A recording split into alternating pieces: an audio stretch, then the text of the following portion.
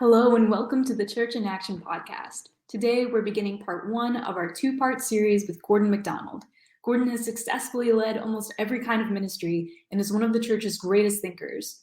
Join us as we begin discussing the criticality of intentional, transformational disciple making.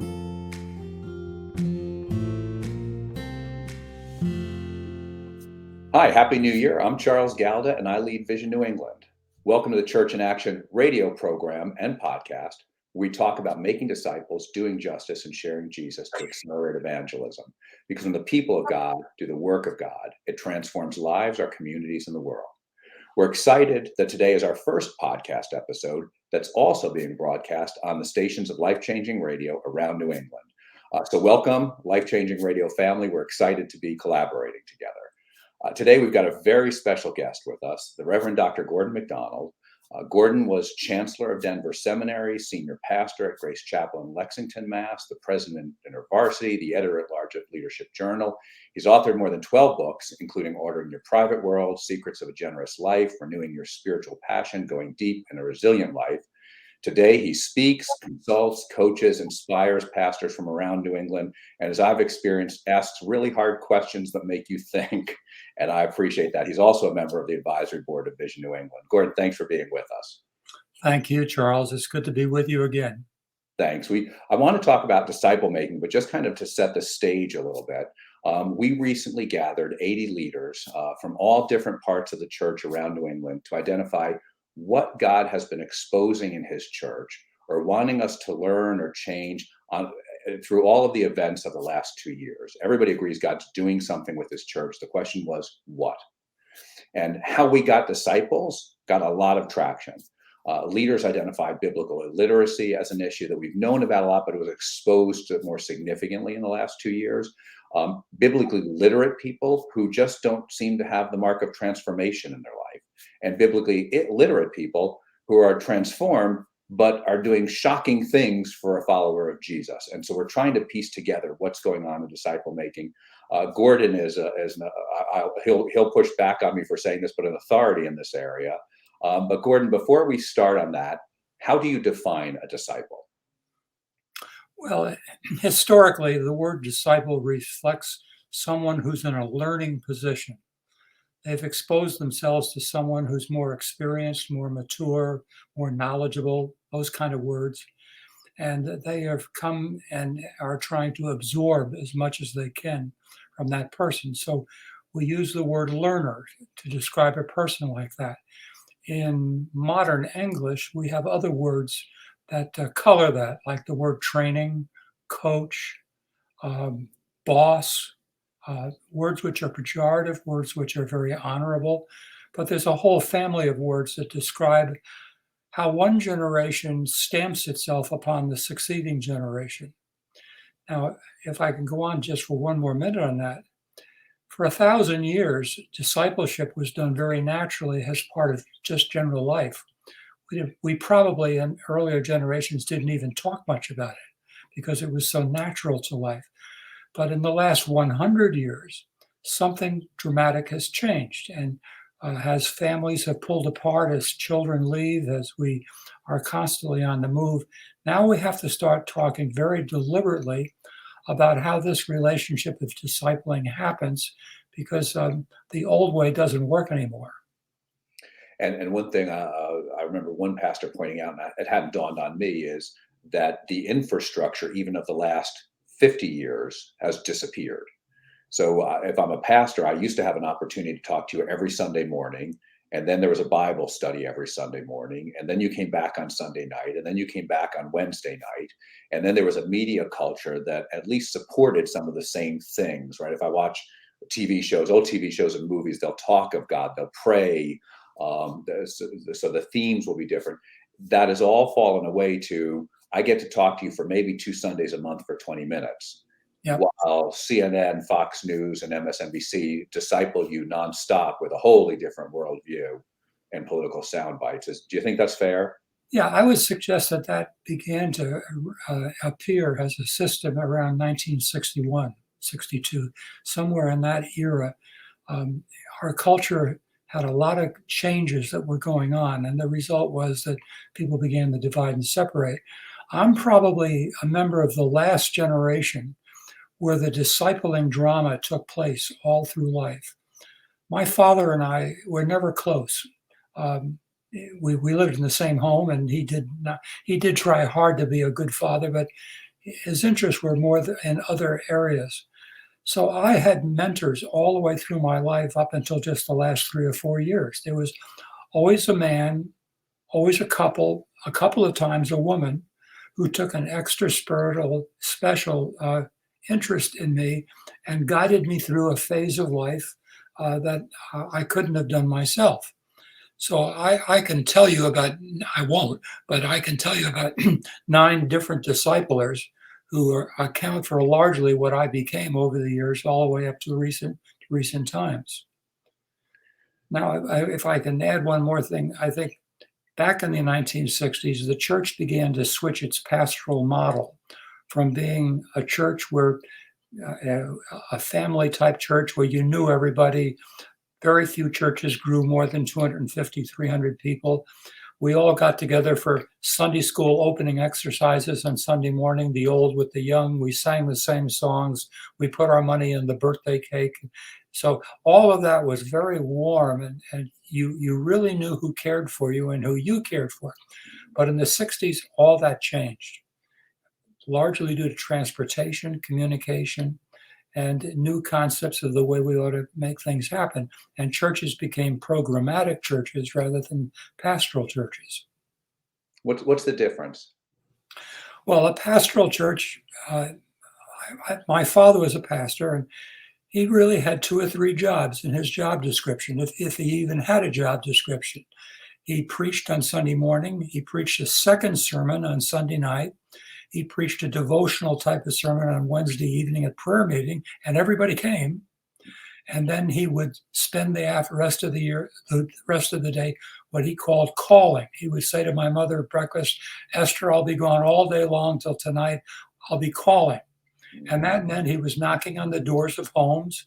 He was going to hospitals. He was occasionally going to where people worked. He was just pressing the flesh and finding out what the state of their soul was. That's all my father did for a living. Then I came along, my generation, and suddenly, and we can thank the Southern Baptists for this, I think, but the church became programmatic. We began to say, this group of people needs this group needs that. And so we began to have athletics and music and all kinds of activities. And the next thing you know, you had church staffs. And I grew up in that generation where we watched that all happen. I was one of the first youth pastors that came along in modern time. That's what you call a programmatic church. And the real subtle change that happened was that we were turned into managers. I was hired to be a pastor, but I spent most of my life as a manager.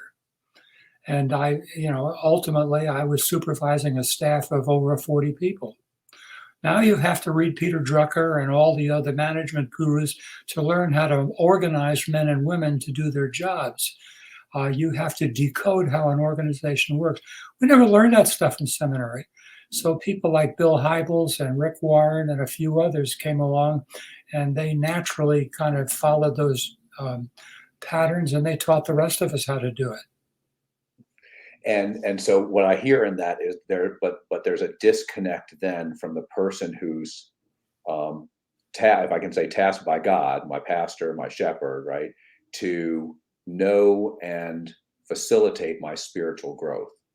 Mm-hmm. That's a complicated comment you just made, and I'm trying to figure out where to start with it. All I can tell you is that men and women, well, it was mostly men like me in my graduating class, we just wanted to impact people. We wanted to care for the dying and the sick. We wanted to encourage the young people. But churches began to say to us, no, you must manage staff and you must prompt these programs. And so we were hired for one thing, but we ended up doing the other. And so as those layers grow, now there's somebody who maybe I know my youth pastor and he's focused on my spiritual development.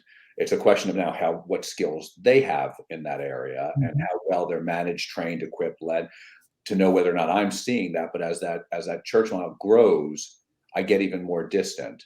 And have we figured out the things then that replace that? I think in a lot of churches, small groups were intended to get at that. Is that an effective answer to having someone in your life who plays that pastoral role? I don't think it's an effective change at all. It's interesting, Charles, that we're having this conversation because just 2 weeks ago, I went down to Long Island in the borough of Queens, where I grew up as a child. And I was able to tour the church my father pastored and that I went as a child. I hadn't been there for 60 years. And I walked around that church. They let me come in and tour the building. I walked around that church and my mind bursted with memories of things that happened when I was 3 years of age, 6 years of age, 7 and 8.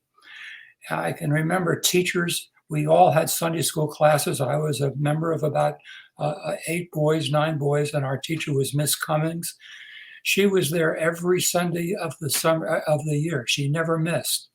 And that's one of the big differences. Teachers in those days were really dependable. They hung out with you.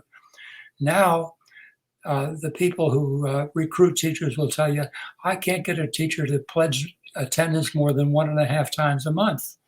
So, the whole notion of how you impact people has dramatically changed in the last 40 to 50 years.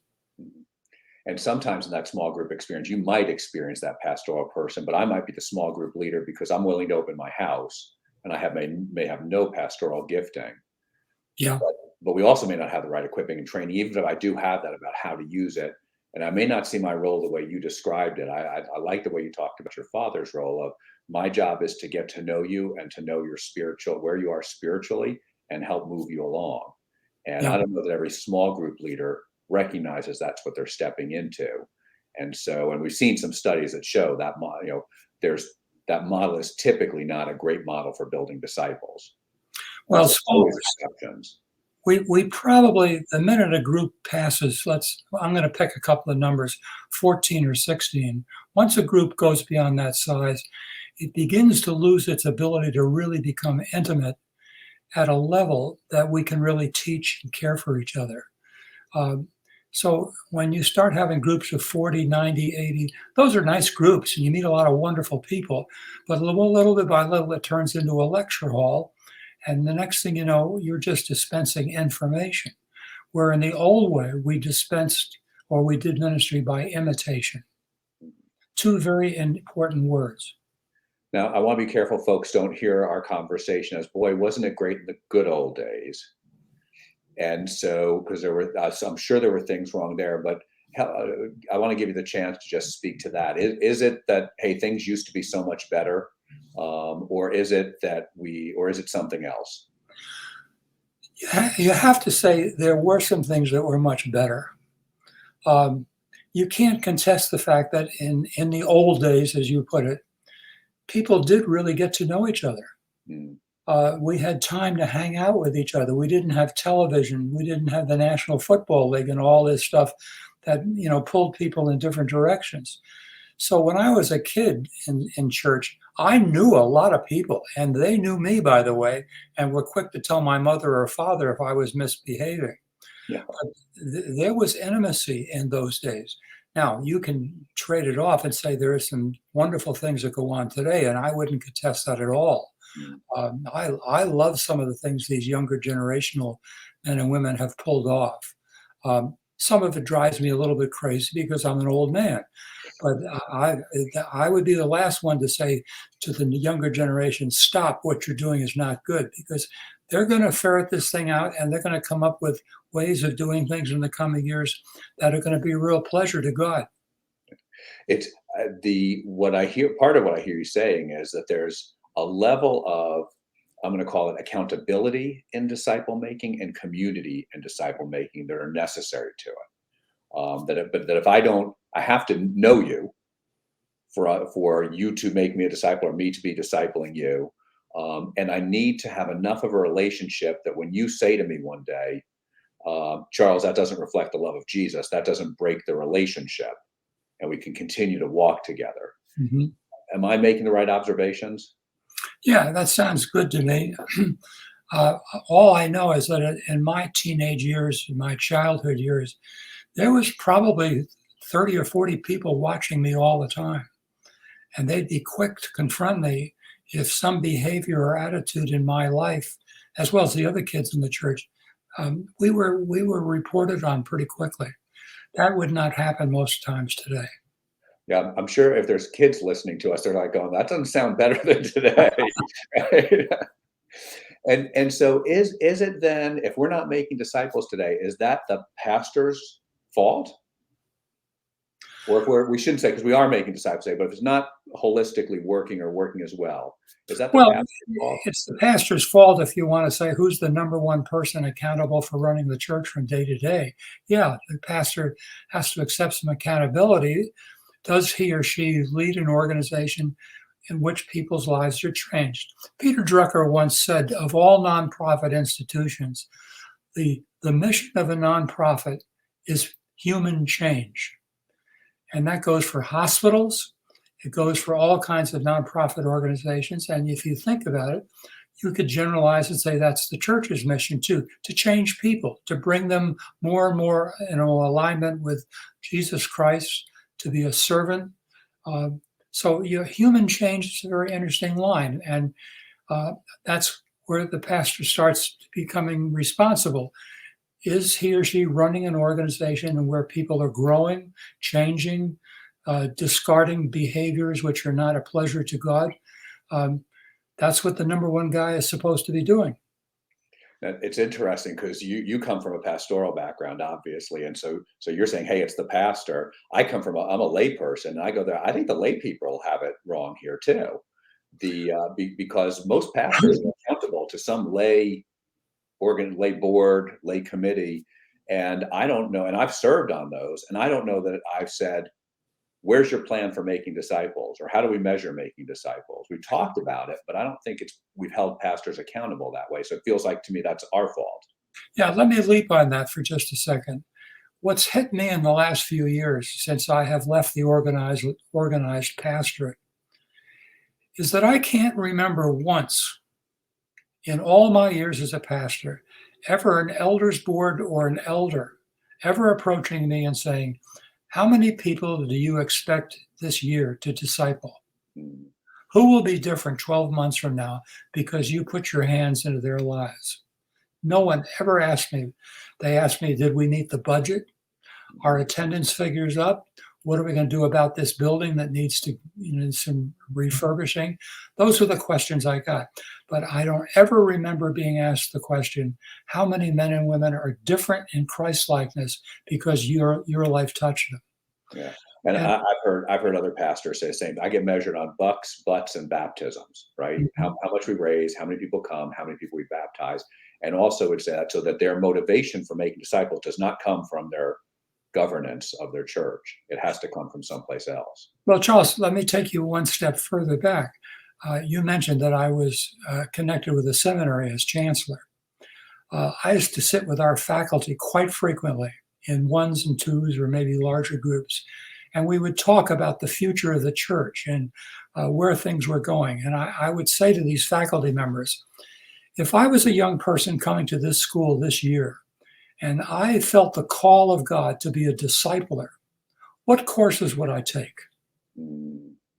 What courses would teach me to be a janitor, if you please, of people's lives? And over again, the faculty would shake their heads, no, we don't have courses quite like that. Mm. And that always bothered me because I think in the next 20, 30 years, the pinpoint of the church is going to be more toward discipleship that doesn't come from the pulpit. Mm. And I've had a lot of pastors say to me too, who are not just early career guys, but men and women who are more advanced, saying nobody ever discipled me, right? So I don't get it in seminary, and I didn't experience it, so we don't have a core capability. But I think when Jesus said, "Go make disciples," I don't think he was just talking to pastors, and so I think that's probably where you're going. Is that we're all called to make disciples. So if anybody's listening saying, well, why isn't my pastor doing a better job at this? We have to look at ourselves too, don't we? Yeah, I do think the word disciples is very rubbery. It can mean 10 different things. Jesus made disciples. He limited himself, in effect, to 12 people. There may have been some others off the edge of that, but he did what every rabbi did in those days. He surrounded himself with a small collective of learners, and they had some kind of official nature. We can talk about that in a few minutes. But then there's a larger group in a church that could be called disciples simply because they have had a conversion experience and they are trying to follow Jesus, but they're really not living in submission to anybody. So this word disciple, you have to carefully define what the outcome is of the discipleship to know what you're talking about. And so what does... Let me just finish by saying, I'm being repetitive here perhaps. I'm disappointed for the person who says to me, I never had a discipler, because I had one for virtually every year of my life. There was always somebody, just a phone call away, that I could call if there was trouble, if there was confusion, if I needed some wisdom. I've always had someone like that in my life. And secularly, we call it a mentor. Is that? Yes, I prefer that word. Why? Well, the word disciple has been, I use the word rubbery a minute. What I really had in the back of my mind, discipling today is like a rubber band that's worn out. And we sometimes need to change the vocabulary just a little bit to bring freshness to the concept. And in our larger world, mentoring, of course, it comes out of the Greek civilization, where mentor was he was the coach for the son of the king of Pyram, if I remember right. Nevertheless, the word mentor is a very relevant word today, and it fits what's going on in the church. It just has to be redefined in terms of what you want to achieve by it. But the word discipling is so loosely used today that you want to say, wait a minute, give me a definition before you start talking. And so the one I go with, and so I'd like you to correct me or at least fill in the blanks, is someone who knows what they believe. So they're saved, they know what they believe and why, and they're being transformed day by day to be more like Jesus and are manifesting the fruits of the Spirit. I'd be comfortable with that. Okay. It's a good overage statement that describes the beginning and the end. I'm not sure that we talk enough about what discipleship is supposed to produce. For example, I got a piece of paper here where I wrote down 3 words. In the discipleship experience, one grows character, and the measurement of the character is Jesus. So there's this notion of becoming more and more Christ-like, engaging in the process of transformation so that I represent Jesus along with others into a larger world. The second word I wrote down is the word skills, because we disciple people and we tease out of them certain gifts or abilities which God has planted in them. One would be the word teacher. Another would be the word organizer. A third would be a healer. And in the discipleship process, not only do we build character, but we build skill. And you see Jesus I suspect that he spent about 2 years in a large amount of time with the 12. But you see him using his discernment as to who will be able to do what. And he's got his eye on Simon Peter as a leader. And he's giving him opportunities to fail, to gather strength, to see the bigger picture. So we disciple for skills. And then we disciple for leadership. There are people, we see them coming along, and we know that this woman or this man has an uncanny ability to organize people and to put them into certain positions where together they work as a team. We see all kinds of illustrations of that in sports, in the military, in well-run businesses. I'm not sure we see it as well as I wish we could in the church. Thanks for listening to part 1 of our 2-part series on the criticality of patient disciple making with our incredible guest speaker, Gordon MacDonald. All thanks to our sponsor, the Luis Palau Association, who is dedicated to proclaiming the good news, uniting the church, and impacting cities worldwide. Find more of the Church in Action podcast on Spotify, iTunes, Amazon, or wherever fine podcasts are found. You can find our program and more information about Vision New England at visionnewengland.org. We can't wait to continue exploring practical tips for disciple making in part 2 of this series. Please like, share, and subscribe, and join us next week on Monday. See you next time.